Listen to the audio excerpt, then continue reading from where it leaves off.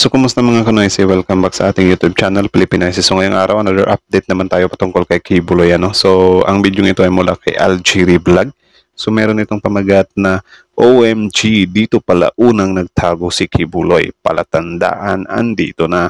So, na-curious din ako dito, men, kasi syempre, kung dito siya unang nagtago, may tendency na ito din yung next na pagtataguan niya or same lang yung pattern ng pagtataguan niya, di ba? Or kung nasan man talaga siya naroroon, ano? So, yan yung panonoorin natin at bibigyan natin ng reaksyon. So, bago natin simulan, LJ Vlog, supportahan nyo yan. Tapos, syempre, kung trip nyo ng mga ganitong reaction video, may kasama kayong manood, huwag nyo na rin kalimutang supportahan yung YouTube channel natin, Pilipinoysi. So, mga kanoysi, hindi na natin ito patatagalin pa. Simulan na natin, baka agawin pa ng China. Again, ang pamagat ng video ito, OMG, dito pala unang nagtago si Kibuloy. Palatandaan, andito na. So, like, comment, share, subscribe, Algiri Vlog, Pilipinoysi. So, start. Ulit lang. Wait lang ha. Start sa 0 dapat. Tuloy. Laban para sa bayan.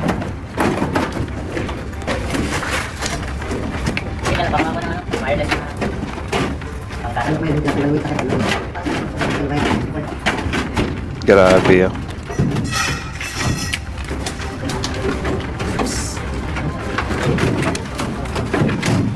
I think hindi talaga yan yung pintuan eh. Ano lang siya eh.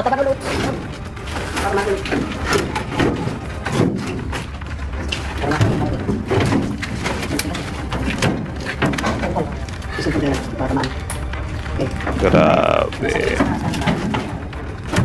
Or siguro, pinasok si Kibuloy dyan tapos meron lang taga-bukas sa labas, ano. So, parang ano talaga to hindi basta-basta makakatakas si Kibuloy kung siya lang. So, dapat sana yung mga tumulong sa kanya ay idamay din sa mga kaso niya ba. Or siguro, ang kaso lang niya ay accomplice na, no. So, yeah. Tuloy.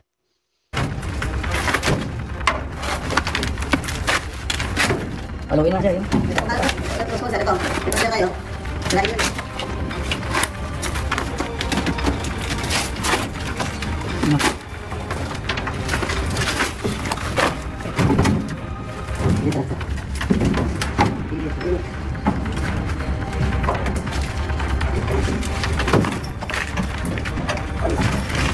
Hindi matanggal yan. Ano lang?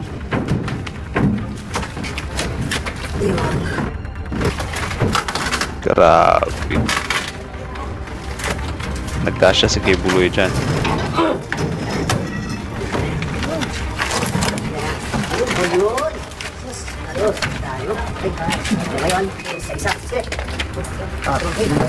Okay, so may possibilities pala na itong unang pinagtataguan ni Kibuloy, parang hindi yan pahirapan talaga. Ngayon lang yan na naging pahirapan kasi parang sinarado na nila eh. Para siguro tinago siguro nila yung ebidensya. No? I think ganyan yung nangyari. Grabe. Baba. Ilaw mo. Flashlight.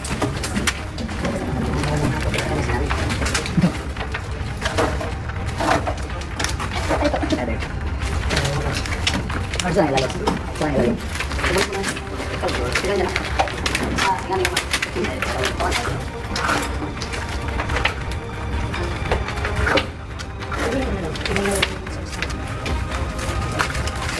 Kala ko ba appointed son of God to? Bakit pinapahirapan niya yung sarili niya?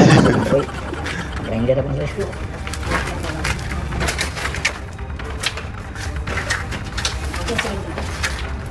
Natago din yung tanay. Grabe. May bitin dyan sila. Ay kumpiyansa sir. Ay, kumpiyansa sir. Huwag kang tawag sa Tagalog yung ay kumpiyansa. Huwag kang patalos-talos. Or mag-ingat ka sa mga like that.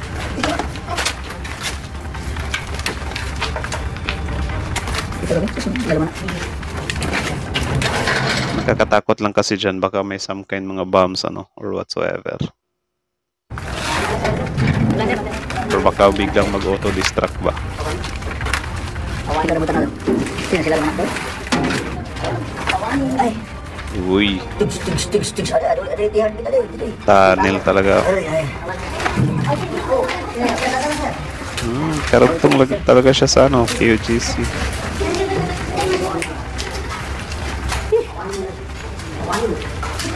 Nagpundot.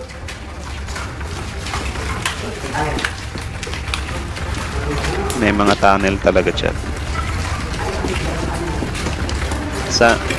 Sana yung hanapin nila yung mga gumagawa ng or mga gumawa ng building na yan, ano?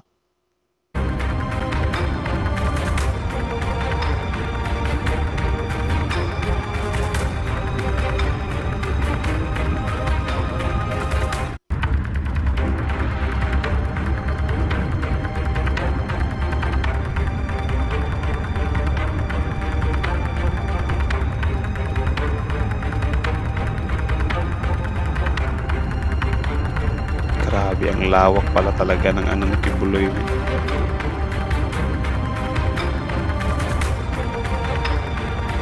Iba talaga yung nagagawa ng pera, no?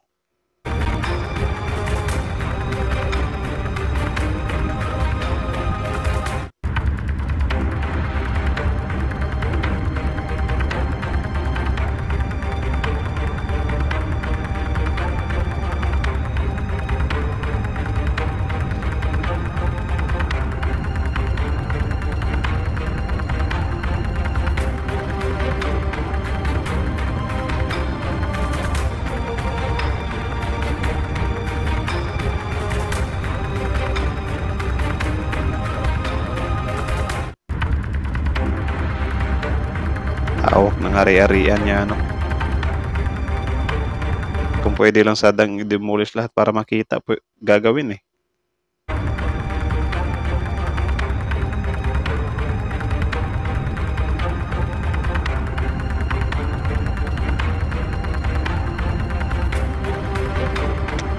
Lawak.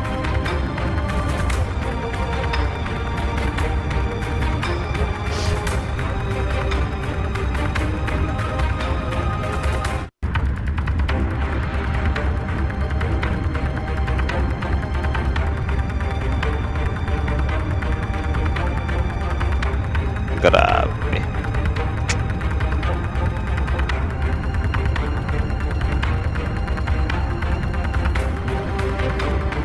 Kaya din pala siya pinoprotektahan, ano, kasi sobrang yaman din pala, men. May impluwensya talaga si Kibuloy, men. Hindi basta-basta. Son of God eh. 'Di ba? According sa kanya.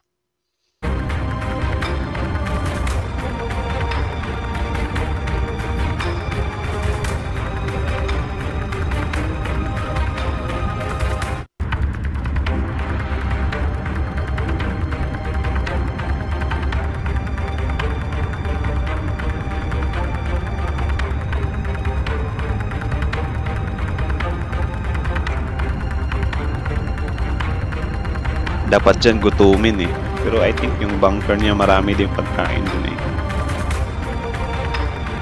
'Di ba?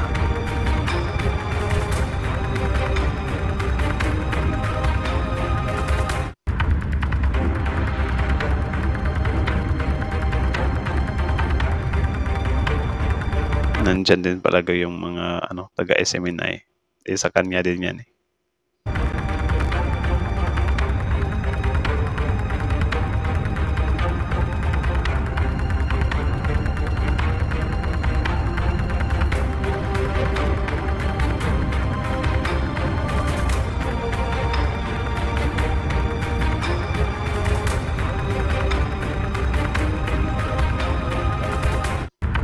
Pero ang laki ng pinagtataguan niya.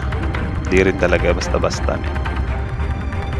Tsaka yun nga, sabi ko sa inyo, di naman to magagawa ni Kibuloy kung siya lang ano.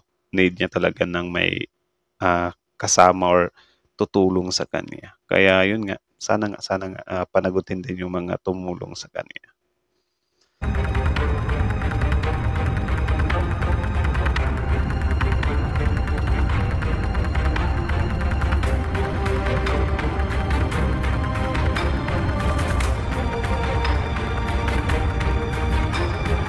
I think tapos na tong video to eh. So parang ano na lang siya. So yun lang naman, hanggang dito na lang muna tayo. Ano? So yun, ang video yan ay mula kay Alcherry Vlog. So supportahan nyo yan. Tapos siyempre, bago nyo iwan yung YouTube channel natin, Filipino IC, huwag nyo na rin kalimutang mag-like, comment, share, subscribe. Ano. So kita nyo naman yun. Grabe yung some kind tunnel na yun. Ano, pahirapan pero grabe. Of course, para lang siguro hindi talaga siya makulong ay gagawin niya ang lahat kahit butas ng karayom may susungin niya. Nakakaano lang kasi parang kung para sa kanya siya yung Son of God, baka ito na yung sa kanya, parang crucifixion niya, no? Kung sa Catholic pa yan, parang pinako sa krus. Ngayon naman si Kibuloy, parang pinahirapan siya na sumuong sa mga, sa mga tawag dyan, mga butas-butas. So, yun lang naman yung bahala ka na Kibuloy. Ikaw lang naman talaga nagpapahirap sa sarili mo eh.